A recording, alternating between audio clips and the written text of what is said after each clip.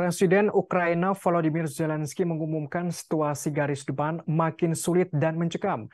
Hal ini Rusia terus-menerus meluncurkan serangan beruntun ke kawasan itu. Kepala negara Ukraina mengatakan situasi garis depan di bagian timur negara itu makin berat. Bahkan disebutkan Rusia terus menambah pasukannya ke medan pertempuran. Sebagaimana diketahui, Kremlin berusaha meraih kemenangan di medan perang setelah mengalami kemunduran selama berbulan-bulan. Pasukan Rusia berusaha menguasai kota Bakhmut dan berjuang untuk mengambil alih rute pasokan utama untuk pasukan Ukraina. Tentara Rusia juga berusaha merebut kota tambang batu bara Vuhledar. Wilayah itu berjarak 120 km barat daya Bakhmut. Kedua kota itu berada di kawasan timur Donetsk. Zelensky membeberkan situasi saat ini sangat sulit, terutama di Bakhmut, Vuhledar, Liman, dan wilayah lainnya. Sebelumnya, pada hari yang sama, Wakil Menteri Pertahanan Ukraina Hanna Maliar menerangkan bahwa upaya Rusia untuk membobol pertahanan di Bakhmut dan Liman gagal. Kota Liman yang terletak di utara Bakhmut dibebaskan oleh pasukan Ukraina pada Oktober lalu.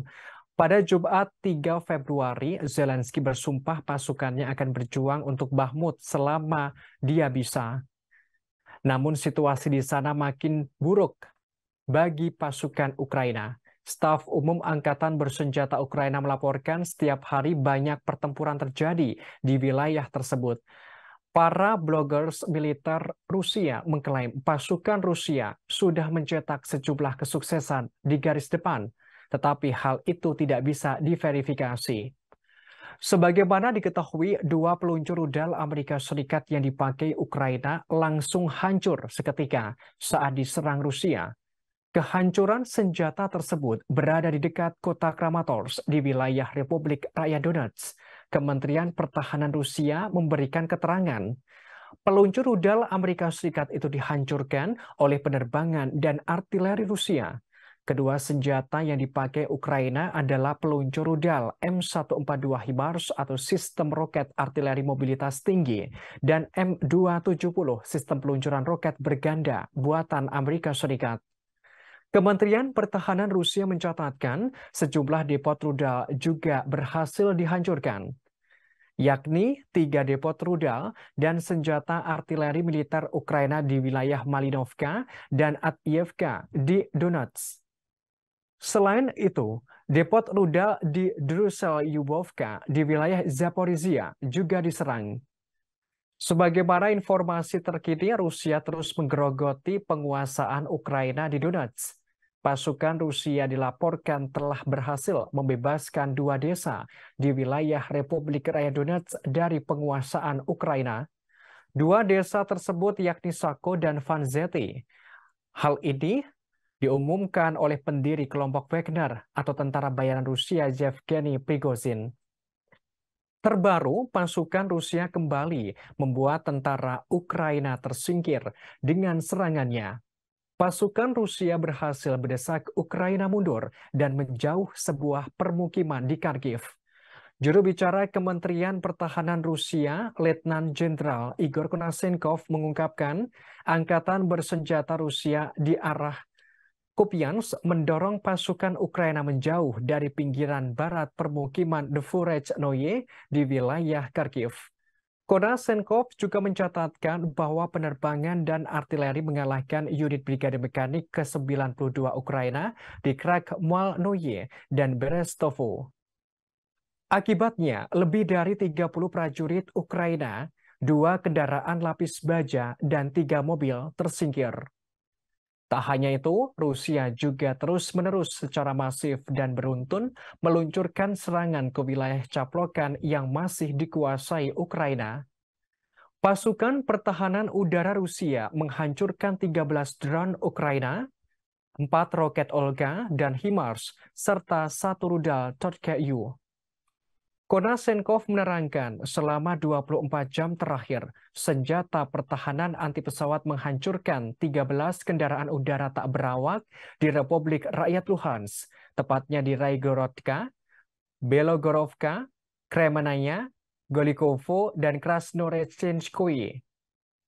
Serangan Rusia juga menargetkan di sejumlah kawasan Donetsk, yakni Aleksandrovka, Novoskoloyovka, Stramayorskoye.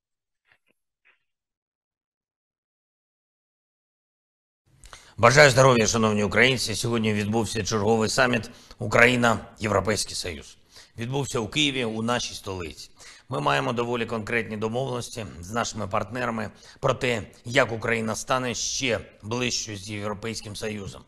Цей ранок в Україні, як і багато інших, почався з повітряної тривоги. Цей день, як і багато інших, минув у надзвичайно жорстоких боях на фронті. Але все одно цим вечором можна сказати, що Україна йде до своєї мети. Ми зберегли українську свободу, ми захищаємо цінності України. І ми досягнемо цілей нашої держави, європейських цілей нашої держави. Сьогодні дуже відчувалась впевненість у цьому під час саміту. Ми говорили і говоримо вже як учасники європейської спільноти. І працюємо, щоб зафіксувати це де-юре. Про що конкретно ми домовились сьогодні? Є розуміння, що почати переговори про членство України в ЄС можна цього року. Є розуміння партнерами також і того, що цього року маємо, як і той рік, незмінно посилювати оборонну підтримку нашої держави і тиск на Росію. Зокрема, санкційний тиск. Ми говорили сьогодні про 10-й санкційний пакет Євросоюзу, який зараз готується. Є наші пропозиції щодо цього пакету. Сьогодні ми їх озвучили партнерам. Обговорили зміни в інституціях нашої держави, які ми здійснюємо, і які ще готуємось здійснити. Обговорили фінансову співпрацю. Звичайно, обговорили відновлення інфраструктури і, в першу чергу, соціальної та енергетичної. Також реалізацію нашого плану Fast Recovery Plan. Те, що треба відновлювати вже зараз. Я дякую Єврокомісії за рішення про $1 мільярд, який буде спрямований саме на Fast Recovery. Готуємо більшу інтеграцію України до внутрішнього ринку ЄС. Це більші доходи українських компаній, більше виробництво та робочі місця в нашій країні. Це доходи державного і місцевих бюджетів. Terima kasih sudah nonton. Jangan lupa like, subscribe, dan share ya.